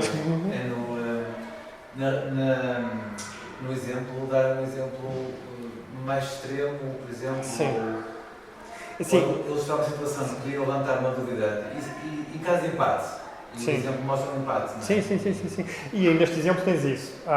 Algumas das opções estariam empatadas no primeiro nível das regras e, portanto, ele tem que ir ao segundo ou ao terceiro nível de desempate. E, portanto, aqui, por exemplo, faz isso. Também não se deve ir para exemplos tão extremos que quase nunca acontecem. Porque aí a pessoa não é mostrada a parte principal das regras, mas é uma situação que se calhar pode acontecer, mas é tão rara que não vai acontecer para a maior parte dos jogadores. E, portanto, aí a regra deve ir um pouco mais além no sentido de explicar do contexto da regra, mas também não deve ir para coisas tão extremas que sejam implausíveis. Eu tenho uma dúvida. Às vezes, tipo, eu gosto muito de manuais que tem uma quantidade de exemplos muito grande, tipo, muita imagem, muita coisa ilustrativa. Só que às vezes na hora de construir algum tipo de texto, você às vezes tem que confiar no que você está escrevendo vai ser legível, porque você simplesmente não pode colocar todas as imagens. Sim. Sim. Sim. E os exemplos lá. Tipo, nesse sentido, qual é o critério que tu usa para definir quais são as imagens que devem ser explicadas visualmente e as que devem ser também? Assim, eu diria que para uma regra ou um conjunto, uma secção de regras, tipicamente não devias ter mais que 2, 3 imagens. Isto já estás a falar em alguns livros com bastante parte gráfica, não é? Porque em muitos deles só podes considerar, não, estas regras aqui não há dúvidas, não é? Tira X cartas, avança aqui, não sei o quê. Podes ilustrar um turno, em vez de ser um exemplo em cada ação, podes ter um exemplo de turno de jogo. Em que aí, muitas vezes são exemplos um pouco maiores, mas explicas uma data de coisas e pões-te mais no papel do jogador. Tu dizes, no teu turno faz isto, pronto, faço isto, depois faço isto, e podes exemplificar isso numa só imagem, depende dos jogos, claro. Mas o princípio, nestes manuais, nos manuais de regras, é sempre as regras escritas têm que ser claras e explicar tudo, não é? E depois, então, tens que escolher os exemplos, porque se tens muitos exemplos, a pessoa, quando chega para a regra seguinte, já está um bocado perdida da sequência de regras. Principalmente se tiveres várias ações e tal. Pode ser útil quando tu vais consultar a posteriori, não é? Agora, tenho dúvidas no movimento. Deixa eu ver o que é que eles explicam no movimento. Mas, quer dizer, não há uma regra propriamente disso. Tipicamente, nos projetos em que tenho que trabalhar, para algumas regras, uso 2, 3 imagens, quando tenho que dar mais exemplos, que se puser tudo na mesma imagem, fica uma confusão de pontos de setas e, portanto, fica ilegível. Porque também existe a limitação da produção. Por exemplo, claro. Se tu introduz muitas imagens, tu tem que adicionar mais 4 folhas a mais. Sim, esse é um equilíbrio que pode ser imposto, sendo que a preocupação tem que ser que o produto é útil. Exato. Pode haver casos em que se diga, mas isto assim não vai funcionar. Isto era o exemplo que há bocado falava a propósito das exceções. Isto é do Squad Leader, da Avalon Hill, um jogo de 70 e tal, em que, pronto, o livro tem alguns exemplos gráficos, mas o grosso é texto numerado assim, e depois, por exemplo, diz, depois mais mistura uma data de negativas, do not have to fire, but if they do, they must combine, tal, e depois tem exceções, 22, 3, 34, 3, 36, 3, pronto. Eu, como eu costumo dizer quando me falam em manuais complexos, os meus primeiros manuais complexos foram wargames destes, portanto, relativizo um bocado, mas para a maior parte das pessoas isto é logo uma vontade de pôr isto ao lando e dizer alguém me explica o jogo, ou então, quer dizer, não vou estar a ler isto e depois ir ali ao parágrafo, não é? Isto é ninguém HTML, porque ando sempre para a frente e para trás, não é? Portanto, questões de estilo. E aí é que também entramos na primeira pessoa, etc. Em alguns casos, eu vou abordar cada um destes pontos brevemente, para não alongar isto demais. Em alguns casos há mesmo livros de estilo, ou seja, há editoras que adoptam, ou por exemplo, standards jornalísticos que os jornais adoptam. Por exemplo, os americanos fazem muito isso, há o Chicago Manual Style, em que tem uma data de regras, como é que se usa as pontuações, os bullets, as maiúsculas, as minúsculas, abreviaturas, unidades, os números, se é por extenso ou se é numérico, se é com algarismos ou se é escrito, muitas vezes depende das quantidades, até X faz assim, portanto, há livros, manuais, que são usados na indústria da edição, que têm mesmo este tipo de detalhe, e portanto há, em alguns casos, editores que se têm ou partes disto, ou alguns feitos por eles próprios, para dizer, nós queremos manter uma linha comum, e portanto não é neste jogo, isto não vai ser na segunda pessoa, e no outro na terceira, e aqui pomos bullets, e ali pomos itálico, tal. Portanto, pode haver um conjunto de partes de estilo que o cliente, que vai publicar, tem definido à partida. A questão da segunda pessoa, eu aí concordo completamente com o Hugo, ou seja, e vamos ver um exemplo a seguir, é muito mais interpelativo para quem está a aprender dizer, como há bocado, apanha, em vez de ter o jogador apanha, tal. A questão dos géneros, masculino, feminino, neutro, em alguns países isto, em termos de mercado, tem um efeito muito grande. Em Portugal, talvez pela nossa língua, ou por estarmos a entrar nisto mais tarde que os outros, a coisa não é assim tão acentuada. Vamos também passar por isso um bocadinho. As questões de formatação do texto e depois de auxiliares gráficos. Isto é o exemplo do Chicago Manual of Style, em que tem depois, por exemplo, uma data de coisas como pontuação, números, abreviaturas, os nomes, uso de símbolos ou de questões da matemática, uso de citações. Isso está tudo definido, é uma coisa extensíssima. Que se vai consultando, umas secções remetem para outras, mas, portanto, é apenas só para exemplificar o que se podia fazer. A questão do terceira pessoa ou da segunda. A segunda é claramente muito mais simples, e quando multiplicamos este parágrafo, que aqui eram 3 linhas neste formato, para um livro de regras inteiro, não só são muitos caracteres, como é muito desgaste às vezes para quem está a ler a questão do uso da terceira pessoa. Há casos em que se tem que ter um cuidado especial, que há instruções que são declaradamente para um jogador terceiro, não é para ti, é para o jogador que joga a seguir, ou para todos os jogadores ao mesmo tempo, e portanto, obviamente, isto não é para dizer que só se usa este tempo, esta pessoa, mas na maior parte das instruções a escrita pode ser dirigida à pessoa. Isto é outro exemplo. Avança ao peão do jogador, tal, seguido ao jogador, pronto, isto pode ser condensado de uma maneira elegante, apenas com a dirigir e, no fundo, estar em diálogo ou a dar instruções ao jogador. Isto era aquele exemplo que eu tinha há bocado, e a questão do uso de listas, ou seja, nós podemos pôr isto tudo em texto corrido. Aliás, como naquele exemplo do Concorde, em que o exemplo, por questões de espaço, está ali todo compactado. A pessoa chega a meio e volta para cima e depois tenta separar. O uso de listas é para usar e abusar em livros de regras. A não ser que haja restrições de editora muito específicos em termos de estilo, desconheço, mas aquilo é a maneira simples de apresentar, porque a pessoa se vai no segundo passo, se for preciso pôr lá uma peça e depois a seguir retoma e sabe que é o passo seguinte, enquanto se estiver num parágrafo destes. Em alguns casos, usa as listas numeradas, principalmente em coisas sequenciais, que esses 1, 2, 3, portanto é a ordem. Okay? O uso de bullet só por si pode deixar alguma indefinição, às vezes podes inverter ali a ordem se aquilo são só itens ou não. Negritos, itálicos. Uma instrução relativamente simples, imaginemos que era uma coisa fundamental para o jogo e que se queria dar destaque. Podia-se pôr tudo a bold. Em alguns casos, tens a bold em itálico e em sublinhado.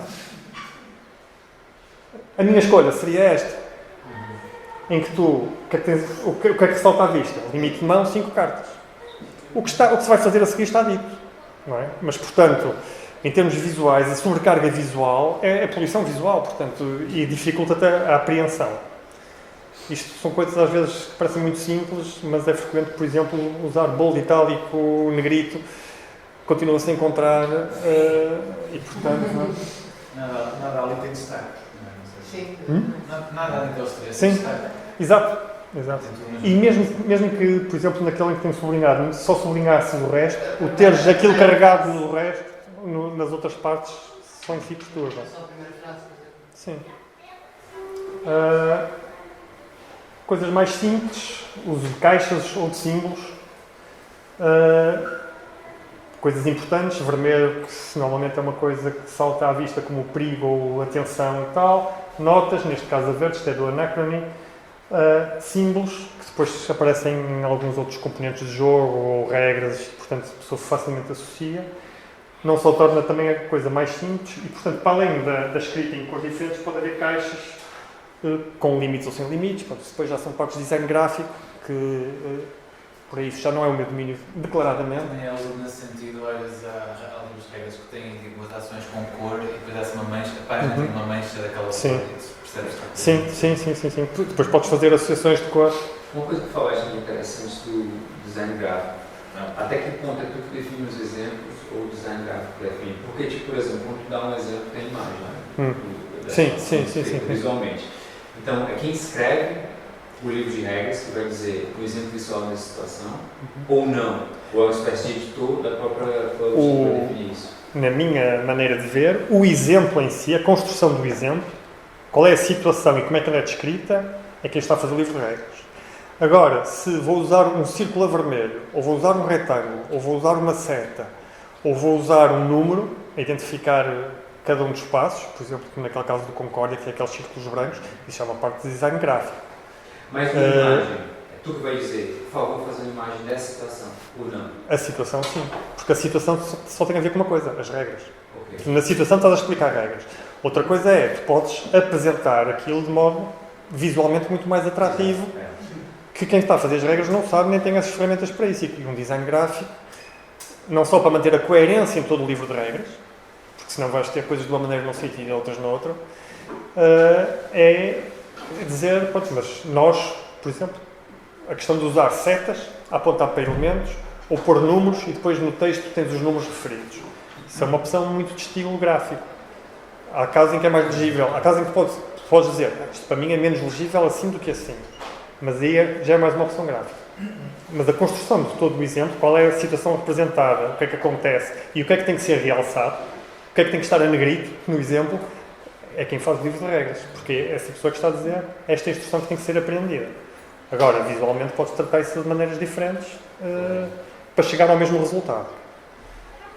Um exemplo aqui dos Castles não, isto é do Agrícola, mas nos Castles of Burgundy também tem, que eu gosto, não dá para fazer todos os livros de regras, é aquela faixa lateral. Nos Castles of Burgundy, isso, por exemplo, destina-se a uma pessoa que já jogou o jogo, está a pegar no jogo, tem uma ideia, mas não se lembra bem, ao ver esta faixa lateral tem o grosso das regras lá. Depois, se tiver dúvidas, vai ver o resto. Mas uma pessoa que já jogou, muitas vezes isto basta para se relembrar e explicar o jogo. E, portanto, isto acho que é uma maneira elegante, às vezes, de sistematizar a informação. Estás a repetir, porque a informação já está escrita nas regras, mas estás a chamar os aspectos só mais importantes. E, então, nesta indústria em que cada vez mais as pessoas jogam um jogo uma vez e depois vão jogar mais 20 jogos antes de voltar àquele jogo, é uma coisa que eu acho que eu sinto falta, porque eu depois tenho essa dificuldade, depois de estar a ler outra vez as regras todas. Isto é um exemplo um bocadinho extremo de um jogo curioso feito por uma empresa chinesa que se chama Alice, da Mad Tea Party, qualquer coisa. É um jogo que tem até umas miniaturas em porcelana da mesa do chá da Alice e do chapeleiro louco e tal, em que tens um fluxograma a explicar-te, não é, no turno, vais para ali, não sei o que, faz aquilo e segues aquelas coisas. Eu diria que a maior parte das pessoas se assustaria com aquilo. Pronto, eu também, em tempos, também fiz alguma programação e tal. O meu raciocínio lógico, aquilo não me incomoda, mas reconheço que para muitas pessoas um aspecto daqueles tem um ar algo assustador. E não há muitos jogos a irem por aqui. Alguns têm coisas mais simples do que este, mas não, acho que não há muitos. Se os designers fazem, mas não mostram. Exato. Okay. Outros aspectos, coisas típicas de elementos gráficos e de suporte, listas de peças ou os tais índices de referência que há bocado também foram falados. Ali é uma situação, uma vez mais, do squad leader, portanto uma situação um bocado extrema, mas em alguns casos de livros mais complexos de regras tens movimento ou movimento de tal, ou como se falou no root, a fação tal, páginas tal. Portanto, pode haver índices mais descritivos de consulta, se justificar. Na maior parte dos jogos não se justifica. Okay? Isto tem muito a ver com o que não se falou, que é, os livros de regras muitas vezes não são testados. Não tem um crash test. O crash test é quando chega ao cliente e aí já é tarde. Há, por exemplo, o Paul Grogan no Gaming Rules faz isso. Há consultores, ou podes fazer isso com grupos de pessoas que também jogam, em que dás um protótipo e aí convence o protótipo físico, porque depois os tabletop são úteis, mas há uma data de coisas que já estão pré-feitas, portanto tu não estás a ter a experiência toda. E há coisas que só com a interação direta com os componentes é que te apercebes. E eu já assisti ao Paul Grogan a fazer isso. Ele recebe um jogo e, portanto, ele filma e depois isso vai para a editora. Ele abre os componentes, começa a ver as regras, vai aprendendo e vai vendo o que é que tem dúvidas e o que é que não tem, e mesmo em termos de escrita de livro de regras, o que é que, destes vários aspectos, desde estilo, as questões mais profundas da correção das regras, o que é que está bem e o que é que não está. Porque aí é tal questão de ter a visão de uma terceira pessoa, que não pode ser uma pessoa que já esteve no desenvolvimento do jogo, porque essa já tem informação a mais. Tem que ser uma pessoa que está a abrir o jogo pela primeira vez, como vai acontecer aos clientes. Vão abrir o jogo, vão pegar, e depois algumas vão começar a dizer, então, mas agora aqui, o que é que eu faço? Isto aqui diz aqui, mas ali diz ao contrário. Pronto. Isso, obviamente que isto é mais um passo, é mais um tempo acrescido num projeto, é mais uma iteração, mas é um aspecto útil. Para terminar, duas ou três coisas breves sobre as traduções e porque é que às vezes as traduções correm mal. O aspecto mais radical é que a língua original, o livro em si, já tem problemas em termos das regras e, portanto, a tradução, ou quem está a traduzir se apercebe e questiona, ou faz a tradução como lá está e os problemas vão continuar nas traduções, com o agravante de já ser uma segunda versão. Muitas vezes estamos a traduzir traduções, ou seja, isso é normal, por exemplo, as empresas alemãs, quando vão traduzir para muitas línguas, ou estão a contratar uma empresa que tem as traduções todas diretas do alemão para as línguas destinatárias, ou traduzem para o inglês e depois é traduzido a partir do inglês. Portanto, os erros podem se propagar, obviamente, se não houver um controle muito forte logo nessa primeira tradução. A questão dos idiomas, não é?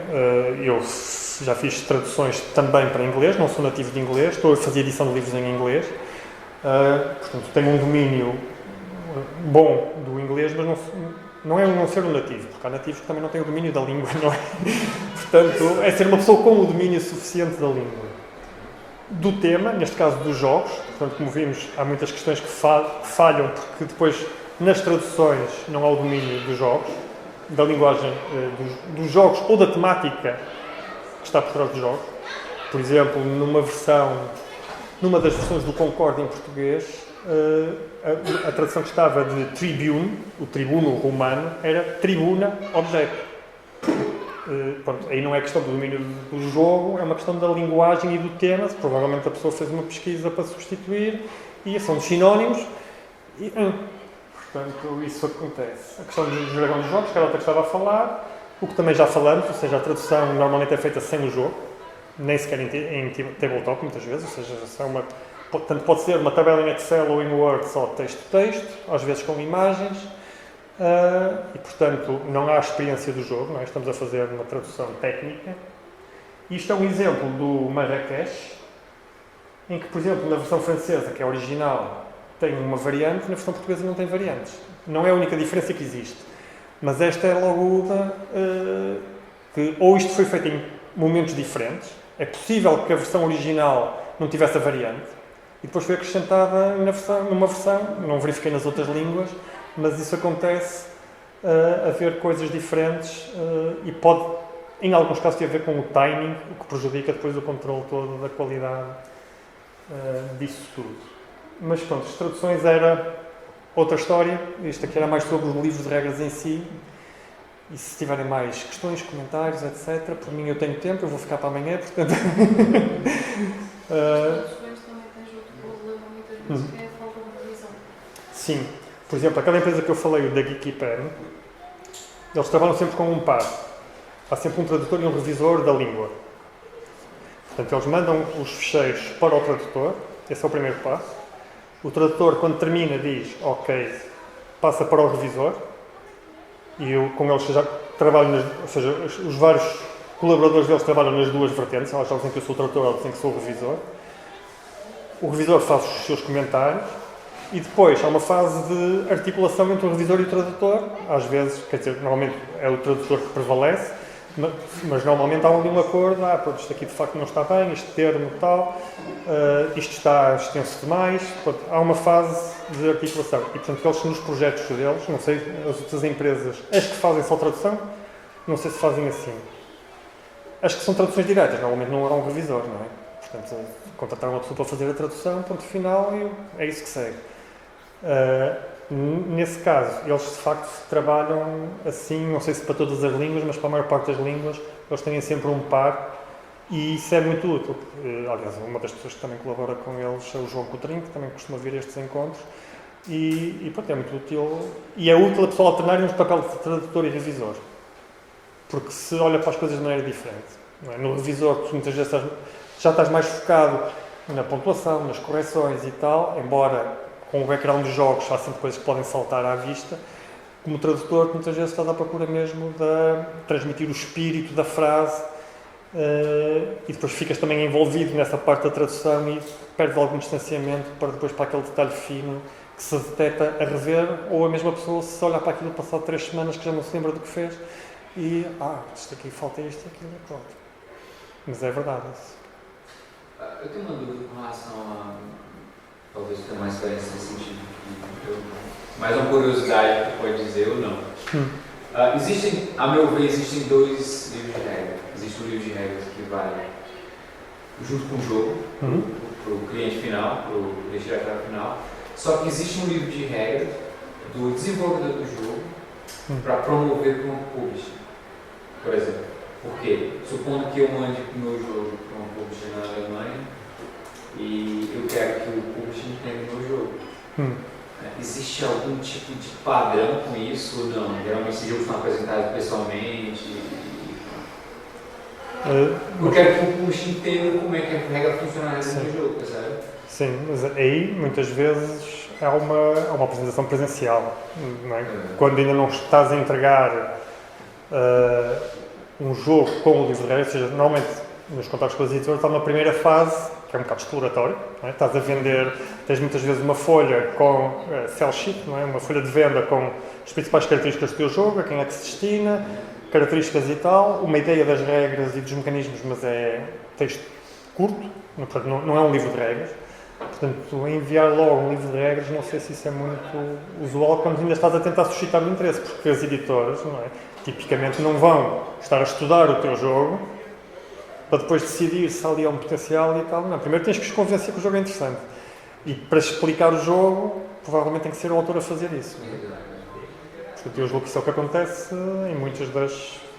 Aliás, em algumas destas feiras, as próprias editoras abrem períodos para pitches de ideias e dizem, marquem, nós vamos estar aqui a receber ideias de jogos. Mas, portanto, aí estás a apresentar uma ideia, porque muitas vezes, depois no desenvolvimento, se uma editora for pegar num jogo teu, eles vão mudar coisas. Podem mudar o tema completamente, ou seja, dizer, mas isto para o nosso público, não queremos mercadores, queremos telemóveis. Ou podem depois mesmo, também temos das regras, dizer, mas isto há aqui desequilíbrios, há aqui este mecanismo não acrescenta nada ao jogo, vamos cortar. Portanto, o primeiro contacto para interessar a editor é um nível um bocadinho mais lato, mostrar a coisa a funcionar. Não tem que ser um protótipo com um gráfico espetacular, claro que isso às vezes ajuda, mas não tem que ser, desde que quem está a fazer isso e que já jogou dezenas de jogos e já vendeu dezenas de jogos, se vê, isto interessa-nos para a nossa linha ou não. Ok, acho que... obrigado pela paciência para aturar estas várias coisas, estes imprevistos todos. Acabou por ser um bocado mais longo, mas pronto. Obrigado pela participação também.